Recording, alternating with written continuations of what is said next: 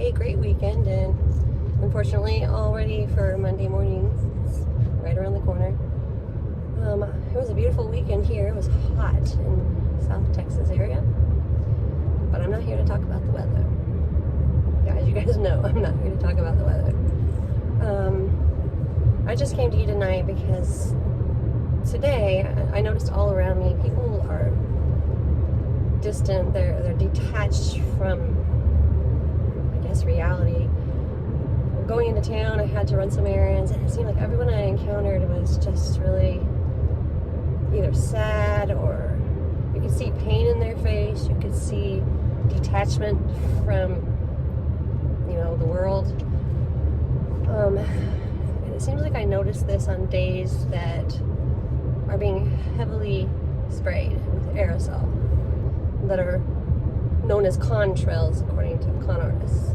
So there is no such thing as chemtrails, okay? We know that in our society, because we're not allowed to say that, because, you know, bad word, even though you can look it up, and there's a schedule in Texas. There's a schedule.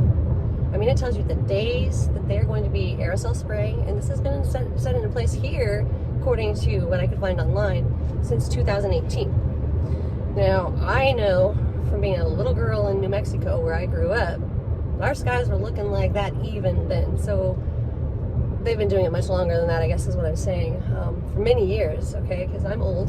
So, you know, they've been doing this for about at least 30 years at least. I don't know how I never noticed that before, considering the skies have always been like that as long as I've been here anyway. And I think that's happened to a lot of people. A lot of people are finding themselves scratching their heads going, how did I not see this? Oh, skunk. I smell a skunk. Wasn't me. Definitely a skunk. Just kidding, but it was a skunk. Definitely wasn't me. Not this time. Anyways, on a lighter note, yeah, I just said that, but truth be told, I mean, they've been doing this stuff to us for so long. But I mean, this makes you wonder, me especially, the exonations, you know, with it starts with that, the exonations. What has actually been in this? Why were they so mandatory, or you couldn't actually enter school even showing no signs of, you know, illness, and wasn't even like anywhere near? And given that God gave us, you know, these antibodies, these antibodies in our bodies that ward off things like that.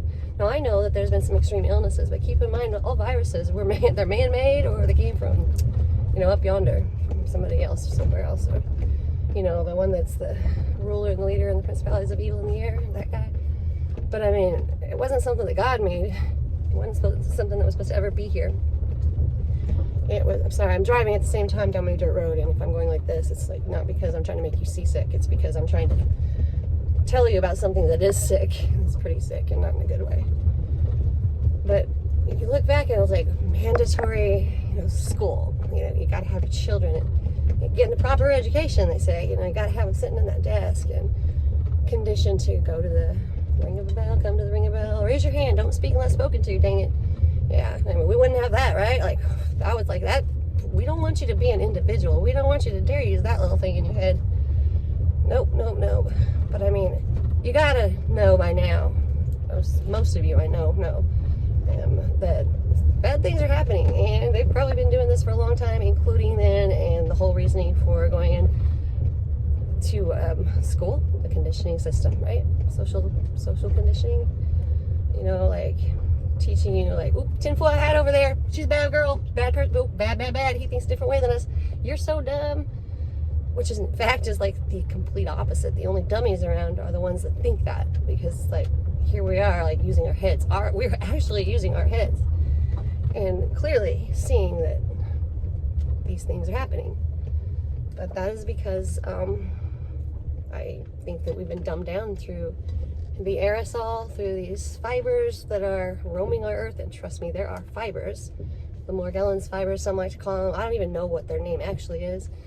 I mean, someone had to dub the illness with a name, and so that's what it was, you know, concerning Morgellons. But these fibers are the cause of everything, in my concern. They are a big portion of what's killing our country, killing our world, killing our souls, killing our minds for sure. Like, And I think that's been in all of these nations for years. For many, many years. I think so. Could be wrong. Call me crazy, but I don't think so. I mean, I've been called crazy many, many times, and I am so okay with it. I got some broad dang shoulders, and I'm actually flattered when people say that, because you're welcome. I'm using my mind, and you are saying what someone else told you to say. Good for you, but not. I mean, you're going to pay later. All I can say is wake up. But it's hard to wake people up. They're not listening. They're not listening because maybe it's not their time. I don't know, but when those fibers are interwoven throughout your whole brain with their electrical charges, their electromagnetic qualities, much like a computer circuit or, circuit board in general, they are connecting themselves up there in our minds and directing what we say, directing what we do, directing how we think or how we act. I truly, fully believe this because I've witnessed it. I've witnessed it in people I love with all my heart that aren't the same anymore. They've changed. So with what's coming from above falling down, I think is a huge factor in it. I mean, it affects our water, affects our food, it affects everything. Everything. I mean, all the elements in life that we need to live is affected, because if the aerosol that is falling down obviously hits the ground, affects the cattle, affects your, any type of living thing, whether it be vegetables, cows, and nope, it doesn't come from just the grocery store shelf. I'm sorry, guys. Hate to break it to some of you, but somebody actually grew that and brought it to the store. So that's not where it comes or where it's made. Just saying. I'm sorry, I'm not being sarcastic, but sometimes you have to kind of remind people of that. So I'm sorry, I have to laugh because sometimes I just have to wonder about people. But then I go back to the fibers or the aerosol. But I can also say I don't necessarily know if it's just airplanes in general. I've seen some really strange things in the sky. Dropping that stuff down. It wasn't an airplane. I'll just put it like that and let you do the rest of the work there and figure it out. I know most of you know what I'm talking about. So with that said, why are we not standing up to this yet? And the answer is sleeping people, or people that have been condemned so much they're terrified to do so, because man, it comes with repercussions. I mean, that's completely obvious. Trust me, I have been punished to the max for speaking out, for speaking truth, for speaking into what I believe and what I know as truth. I have been literally taken away from my little girl at the time, much younger, locked away for 3 days in a facility called Texana for a mental, what they wanted to call delusional parasitosis, which everyone that has Morgellons gets dubbed with that. It's like clockwork. It's like, oh, what'd you say? You have sensations of crawling on your skin? You actually have a specimen? Oh, you got the matchbox disorder. Matchbox, they call it matchbox because everyone puts their little specimens back in the day and that. So, guys, even if you don't have Morgellons, don't you ever bring your specimens in, because they're going to, dub you delusional. So, I learned the hard way. I was taken away from my child. She had a leading role in the play that night, and I was so excited. She was so excited that I was coming, and I always never missed one. Some of you have heard the story, and some of you haven't, but what I'm getting at is I was taken away from my freedoms. My child, who had nobody else but me, just me in her life. And I'll tell you what, I'm going to tell you right here, and I am a damn good mother. I have raised 4 beautiful girls by myself, and I am a damn good mother. And nobody can take that from me. But when they take away your rights as a mother, they take you away from society, they lock you away, and they keep you drugged up, and they kept me drugged up for 3 days. I do not have one recollection of anything there, nor how I even got in their hospital clothes, okay? None. I was so drugged up, I was drooling when I finally started waking up, because they must have laid off the medication. I mean, it's that plain and simple. I don't even know how I went to the bathroom or anything. I mean, you think about these things, you're like, what the crap? Who does this? They put you in a facility to be, under watched and trying to, evaluate you, but yet they keep you drugged out. Or how the hell can they evaluate you like that? I mean, anyone? No, it's a bad thing. And I'm starting to notice that all these psychiatric facilities and these doctors, they are not your friends. They are in it for the money, but they will also somehow have a blood relation, it seems, or someone that's puppeteering them, or they don't have any say-so in anything other than to just do what they're told. And this I know for sure, because the 3rd day, they send me a text, are you ready to go home? I'm like, yeah, my daughter probably misses me. She has a play tonight. And they're like, oh, no. You've been here 3 days. I'm like, what? I've been here 3 days? Like, I need to go. But to sit there and not even know how I'm going to get home. But number one, have to answer to them. And they're like, well, you feeling better? Yes, I just want to go home. Are you ever going to speak of this again? And I just looked. I didn't say anything. My eyes got big. She goes, let's put it this way. You can go home if you never, ever speak of this Morgellons disease again. Verbatim, guys. Verbatim. Institution. Huge. Texana, come on. Everybody knows it. Verbatim from doctors. I'm telling you, there's something big and bad going on, because you can't have 1 million+ people in the world screaming and singing the same song identically, all identical to, you know, what the other is saying, and none knowing another, spread throughout the world. And it just seems to factor people who are isolated or have no family or have no friends or have hit rock bottom, you know, had something really bad that just broke their spirit. This is whom it seems to affect. But the other thing is, I think those things are what made our body start rejecting these nanoparticulates that have self-assembled and made themselves home in our bodies. So we're a host. And I don't know about you guys, but I am so sick and tired of being the hostess with the mostest, being an Airbnb or bed and breakfast, because I am not. They don't belong in me. They don't belong in you. They don't belong in any of us. And for them to deny it, I mean, blatantly, like it's such a big deal. And to train the minds of others to don't believe her, like to ostracize us. And I mean, they put us in a position where nobody believes us. They literally, they know we're alone. They know that nobody is talking to us. We've lost our friends, or they just literally make it work for them. And all the people that are conditioned, like that sat in the desk and went, can I speak now, please? Yes, I'm just going to repeat word for word what you just said. Yeah, that's correct.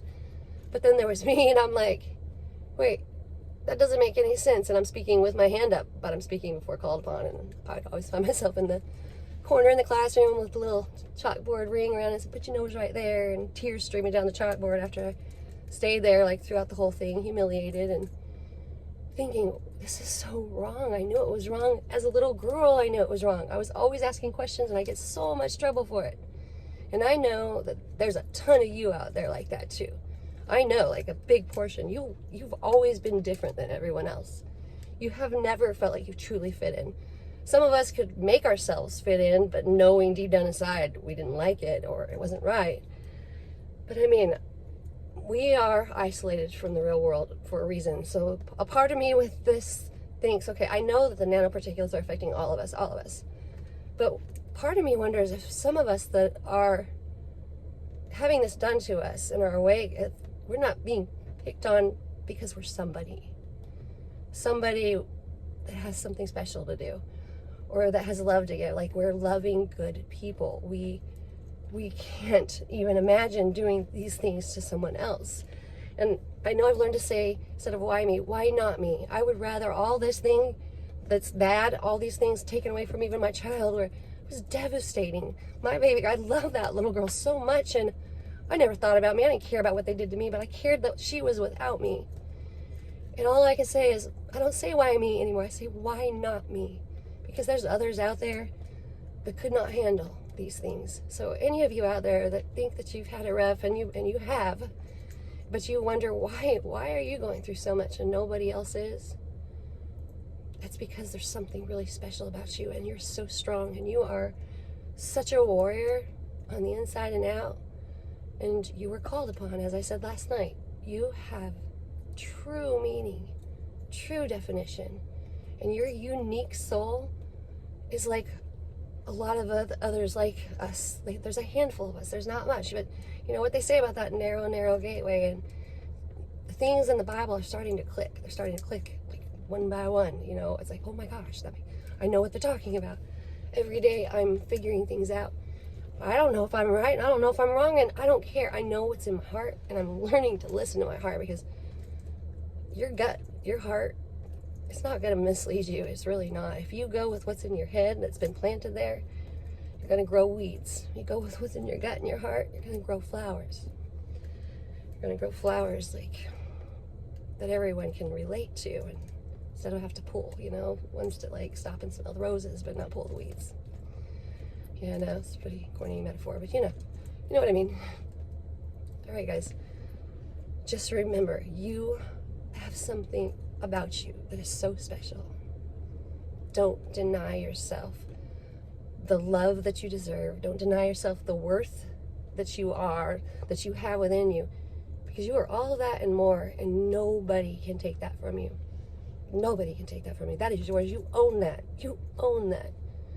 That's what makes you and sets you apart from everybody else, and you should be so proud of yourselves. There's no way, I don't think we can really stop all this unless everyone just warriors up, and and there's a lot of us, and there's a lot of people that are scared, and I get it. At the end, though, it really truly doesn't matter, right? Because we all know what this is about, and we all know how it was written, and it's unfolding right before our very eyes. It's happening, like it or not. I don't know about you guys, but I have no fear of this. I have no fear of any of it, because I know what's coming. I know what our reward is, and you have the same reward coming. And you just remember, you stand up, you fight, you be you all day long. Do not conform, don't bow, don't bend, unless it's to your Heavenly Father, because nobody can tell you what to do and how to live or what to think, because you own that. You own you. So be true to yourself. Stand in your own truth, as my friend Candy Nelson and I like to say, and love them anyway, even if it's hard. Trust me, it's pretty hard. All right, said what I gotta say. I love you guys. I really do. I love you. I love you. I love you. I can't say it enough. If you want to hear it more, I could go on and on, but I think you get the picture. I hope. Just stand up, guys. Get your warrior hats on, get your full armor on, guys, because it's coming. It's actually partially here, but it's coming, and it's coming big. But you're bigger. Just don't forget that. You're even bigger. What they got can't hold a candle to what we are. So, if you need me, I'm here. Okay, love you, bye.